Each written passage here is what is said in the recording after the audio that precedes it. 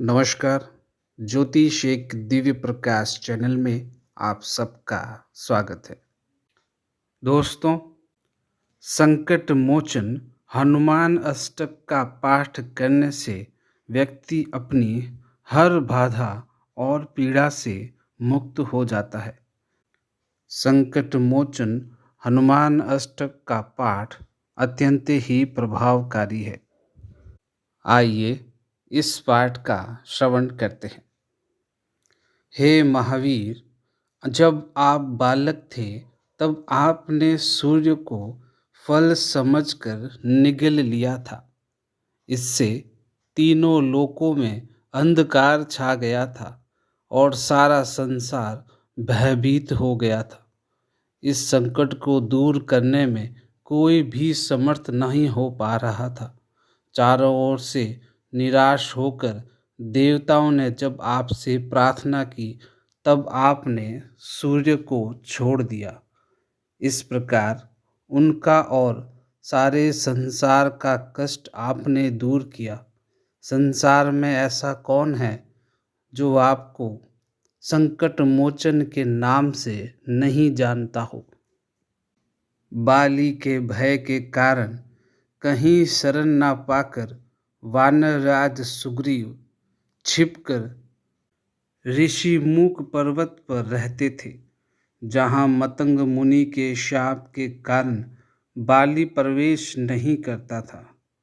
महाप्रभु श्री रामचंद्र जी लक्ष्मण जी के साथ जब सीता जी को खोजते हुए उधर से जा रहे थे तब सुग्रीव उन्हें बाली को भेजा हुआ योद्धा समझकर भयभीत हो गया।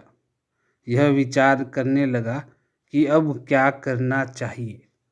हे हनुमान जी, तब आप ब्राह्मण का रूप धारण करके भगवान श्री रामचंद्र जी को वहां ले आए। इस प्रकार आपने दास सुग्रीव के महान भय और शोक को दूर किया। संसार में ऐसा कौन है जो आपको संकट मोचन के नाम से नहीं जानता है। सीता जी की खोज के लिए जब वानर अंगद के साथ प्रयाण कर रहे थे तब वानरराज सुग्रीव ने उन्हें यह आदेश दिया था कि सीता जी का पता लगाए बिना जो यहाँ वापस लौट कर आएगा वह मेरे हाथों जीवित नहीं बचेगा। किंतु बहुत खोजने और ढूंढने के बाद भी जब सीता जी का कहीं भी पता नहीं चला तब सारे वानर जीवन से निराश होकर समुद्र तट पर थक कर बैठ गए। उस समय सीता जी का पता लगाकर आपने उन वानरों के प्राणों की रक्षा की। संसार में ऐसा कौन है जो आपको संकट मोचन के नाम से नहीं जानता है।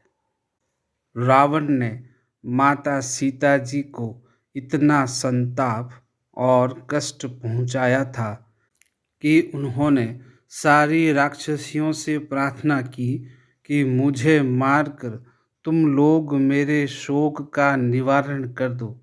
मैं भगवान श्री राम जी के बिना अब जीना नहीं चाहती। हे महाप्रभु हनुमान जी, उसी समय वहां पहुंचकर आपने बड़े बड़े राक्षस योद्धाओं का संहार कर दिया। शोक से अत्यंत संतप्त होकर सीता जी स्वयं को भस्म करने के लिए अशोक वृक्ष से अग्नि की याचना कर रही थी। उसी समय आपने उन्हें भगवान श्री राम जी की अंगूठी देकर उन्होंने महान शोक का निवारण कर दिया। संसार में ऐसा कौन है जो आपको संकट मोचन के नाम से नहीं जानता है।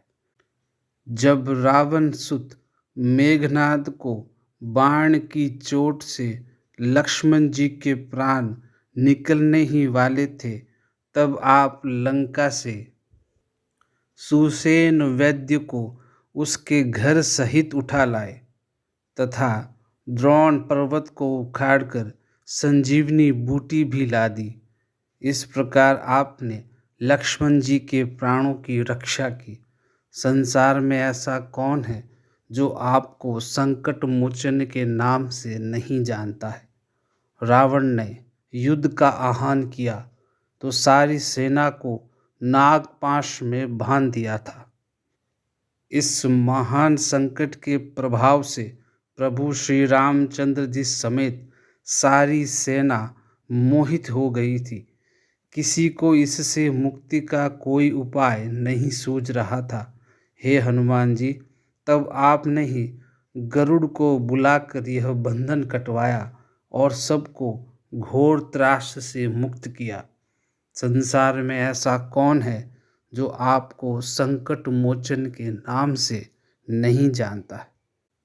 अहि रावण जब लक्ष्मण जी के साथ भगवान श्री रामचंद्र जी को पातालपुरी में उठाकर ले गया था और वहाँ राक्षसों के साथ बैठकर यह विचार कर रहा था कि भली भांति देवी की पूजा करके इनकी बलि चढ़ा दी जाए, तब आपने ही वहां पहुंचकर सेना सहित अहि रावण का संहार करके भगवान श्री राम और लक्ष्मण जी के सहायक बने। संसार में ऐसा कौन है जो आपको संकट मोचन के नाम से नहीं जानता। हे परम वीर हनुमान, आप अपने कार्यों को देखकर विचार कीजिए।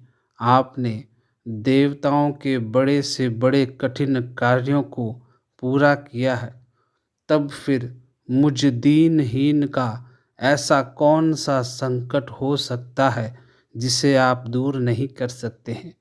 हे महाप्रभु, हमारे जो कुछ भी संकट है आप उन्हें शीघ्र ही दूर करने की कृपा करें।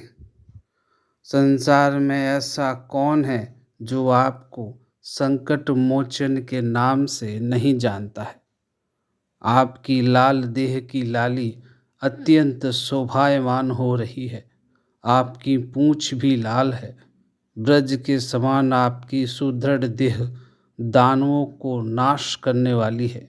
हे महासुर हनुमान जी, आपकी जय हो, जय हो, जय हो।